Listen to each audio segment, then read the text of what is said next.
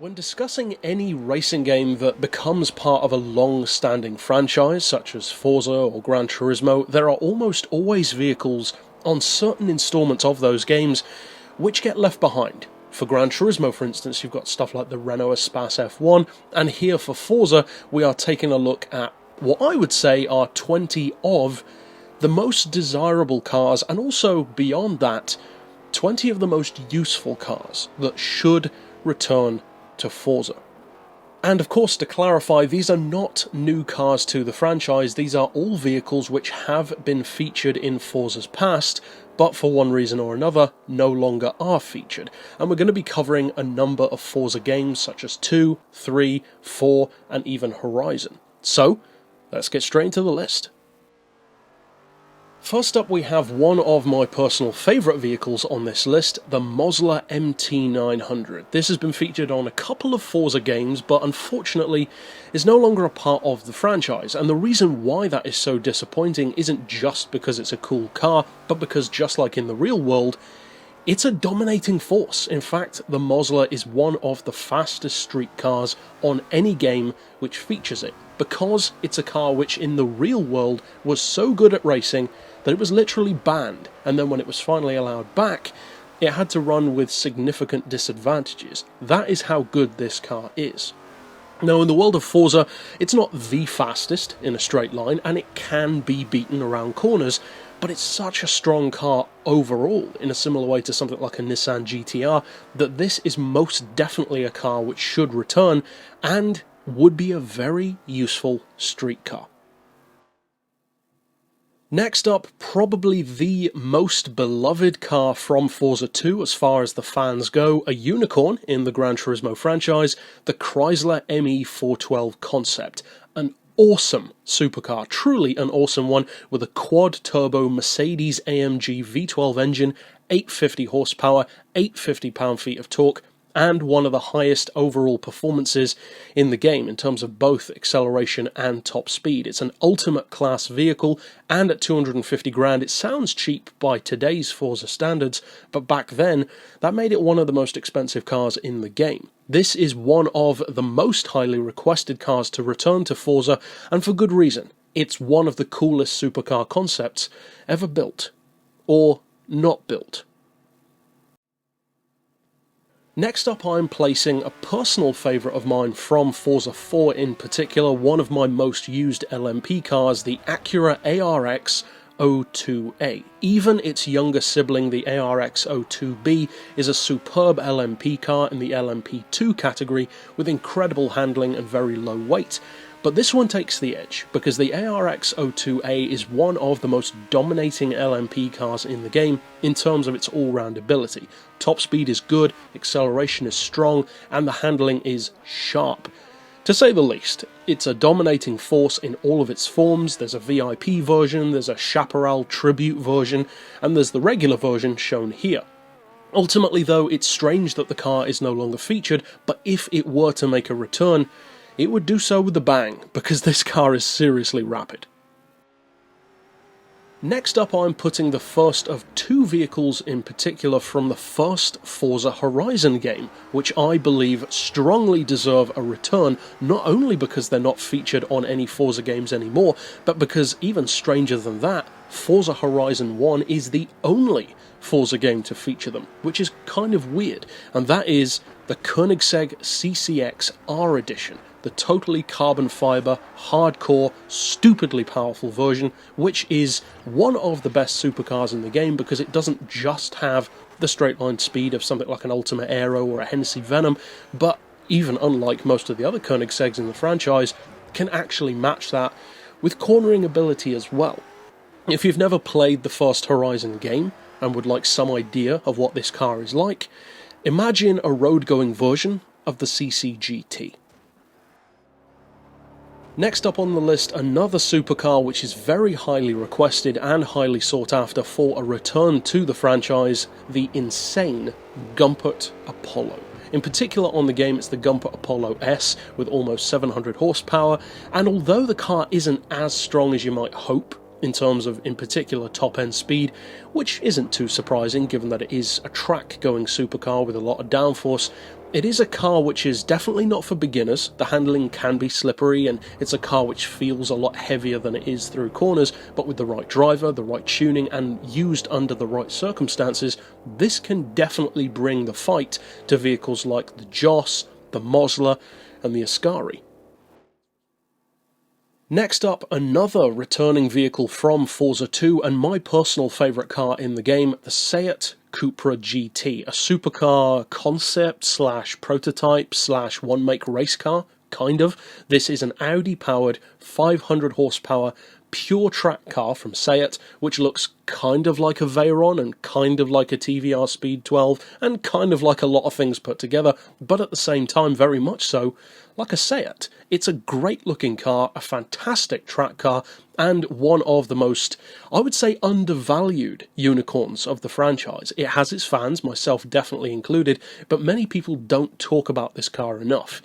It's a monster. And although it's a little bit underpowered in a straight line due to lack of tuning, it would be very capable if it made a return in a similar way to cars like the Gumpert Apollo.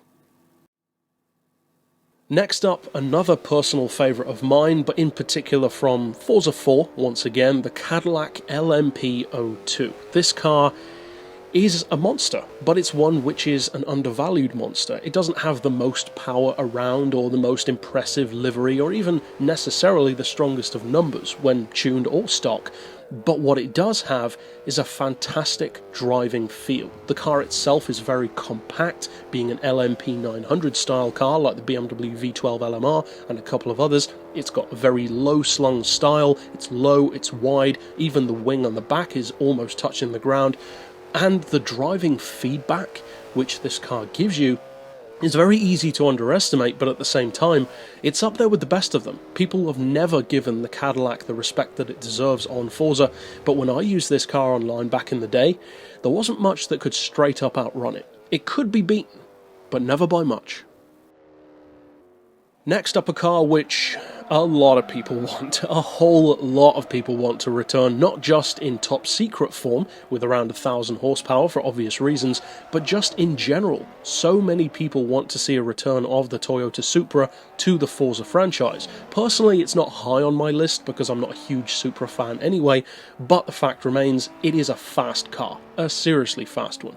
At the moment, we don't have any on Forza 7 in particular, and neither do they on Gran Turismo either, because Toyota seems to be kind of doing some weird stuff at the moment with removing their cars from games. But for whatever reasons, this car is a legend, it's an icon, it's hugely popular, and for good reason. The Supra is a brilliant road car, and also the racing versions are pretty good as well.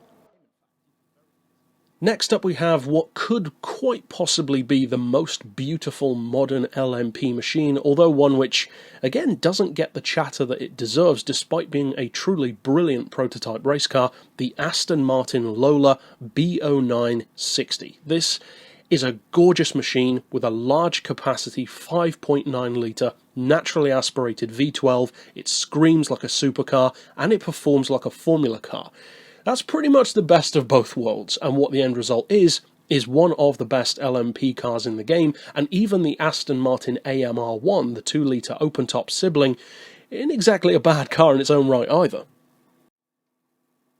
Next up, a personal favourite for me once again, but this time one which is very undervalued, but at the same time understandably so. Again, like the Koenigsegg CCGT, this car has only ever been featured in the franchise on one game, Forza Horizon 1, and that car is the Maserati MC12, but specifically the version Corsa, which is basically the non-racing but purely track-going version, essentially Maserati's equivalent to the Ferrari FXX. Now, in the top-tier classes on Horizon, it's understandably often overlooked for the likes of the Ferrari F50 GT, which is a much lighter car. But I personally prefer this version because it's smoother, it's less twitchy, it sounds better in my opinion. I prefer a howler to a screamer, and look at it. It's gorgeous. Next up, another supercar from the world of Forza 4 in particular, but also some of the other Forza games as well, the Jos Jt1, or sometimes JP1. Either way, it's basically Australia's answer to the McLaren F1 in a very literal sense. Some of the actual guys who worked on the McLaren F1 helped to develop this car. It's powered by a pretty big 6.8 litre engine. It's only got 500 horsepower, but the 0 to 60 time is still on par with the Gumpert Apollo. It's lightweight, very compact, and as far as street cars go in Forza, technical street cars at least, it's up there with the Mozilla and the Gumpert and oftentimes can beat them. It's hugely popular for online racing, and as soon as you start driving it, you can quickly see why. Next up we have a car again from Forza 4, which is one of my personal favourite supercars in the game, and one of the most challenging cars on this list for most drivers, the SSC Ultimate Aero. Not only is it the most powerful stock car in the game, with almost 1300 horsepower without even being tuned, but it's also one of the fastest. The 0 to 60 time is, well, challenging, let's say, because of how much wheel spin there is, but with the right driver and when tamed, and especially with racing tyres and lower weight and a little bit of downforce sometimes, the Ultimate Aero can be a deceptively capable car, especially on the right track, such as the old Le Mans circuit. Next up we have one of a couple of occasions on this list where I'm not actually requesting a specific car to return, but more so a brand, because, and this is really weird to me, Spykor is no longer part of the Forza franchise in either the Horizon or Motorsport games. That's unfortunate, because Spykor is, like Pagani and Koenigsegg and some others, a true boutique exotic maker. Everything about their cars is hand-built to the core, to the bone, and they show that. They are gorgeous machines. They're not necessarily the absolute best in their field, but they are those kind of cars which the more selective buyer who wants something a bit different, but still competitive, can go for. They're Audi powered for the most part, they've got low weight, reasonable power, and they're pretty compact. So as far as track cars go, they're not bad at all. Next up we have a car which is one of those vehicles which I personally find easy to forget that it isn't in the game anymore, because of course Forza does still include the Saleen S7, which has always been one of the strongest supercars in the Forza franchise, but we no longer have the S7R, the racing version. And I personally think that's kind of a shame, because the Saleen S7 is a great road car, but that's about as far as it goes. It's very difficult for it to take on race cars on anything other than straight line tracks. That's where the S7R comes in, and although many people don't realise this, the S7R race car has won races in the real world on every major racetrack in the world. That pretty much says everything you need to know about how competitive this is. Next up we have a return to another Koenigsegg model, and one which I of course referenced earlier with the CCXR edition, but this is the pure track car. Ultimately it didn't race, but they did at least build this test prototype, and it was very promising. The Koenigsegg CCGT on every Forza game that features it is always a popular choice for people who need a true GT style race car to take on stuff like the FXX and the Zonda R, but need much more top end power, because typically track going supercars don't really have that. They tend to peter out above 200 or 220, and that's where the Koenigsegg comes in, because true to Koenigsegg fashion, it's still a monster above and beyond 240. And that is what the CCGT offers. Something which bridges the gap between a true GT class track car and a supercar. Next up we have a personal favourite of mine, and this is not the brand in particular, because of course we do still technically have TVR on the Horizon games and the Motorsport games, but we don't have the big one. We don't have the Blackpool Beast, the 7.7 litre 880 horsepower TVR Speed 12. Always one of the fastest cars in the game, one of the most powerful cars in the game, and the great thing about the Speed 12 is because it has racing heritage as well. It was used in GT1 racing, although it wasn't exactly reliable. It has that kind of innate potential, which many of its rivals don't naturally have, such as the Ultimate Aero and some Koenigsegg's. Those cars can be tuned to accomplish racing around technical circuits, but the Speed 12 is much more adept at it. Challenging, it definitely is, but fast, it really is.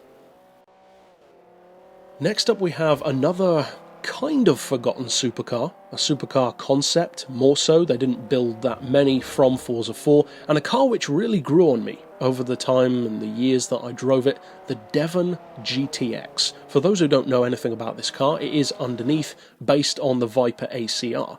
And what do we know about the Viper ACR? Well, it's one of the fastest street cars in the game around a track, and it's one of the most dominating street cars around tracks like the Nordschleife in real life as well. So that bodes pretty well for this, which is basically a reskinned version of that same car.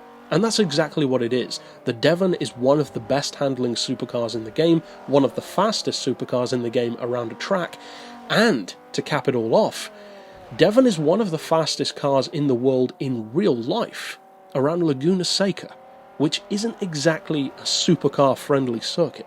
And although I was, to be completely honest, torn between including the Devon or the Spykor Tronca, which I personally also love from Forza 4, which is a uniquely styled exotic to say the least, I had to give the edge to the Devon for a place on this list, purely because it's an even more competitive car overall.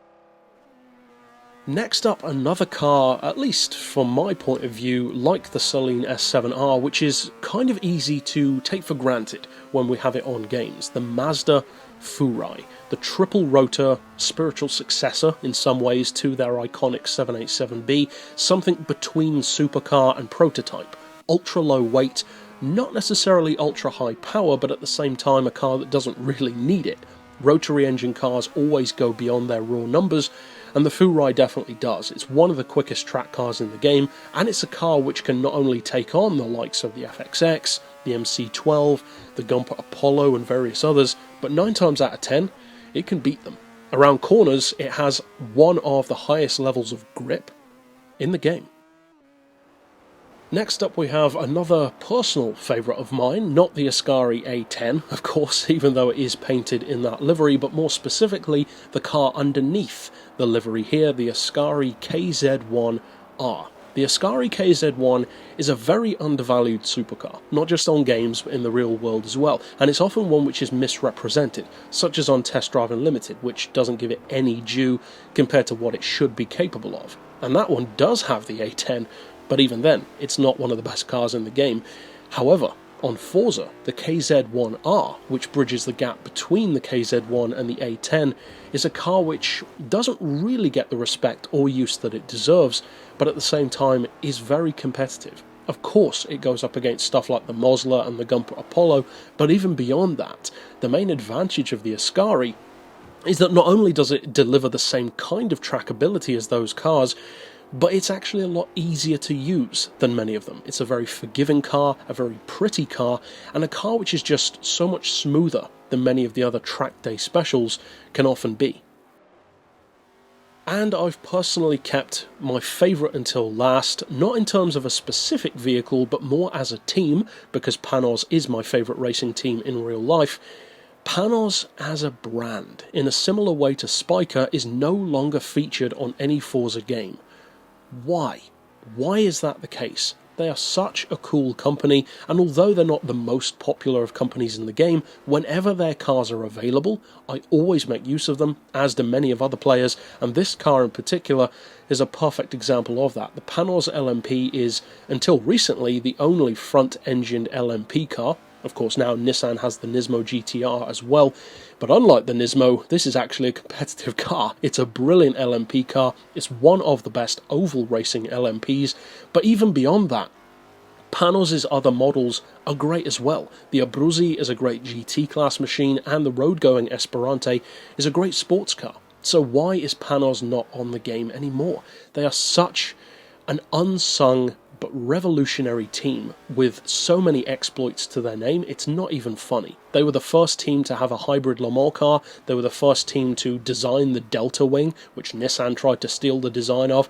They have so many great things to their name. We need them back. Badly.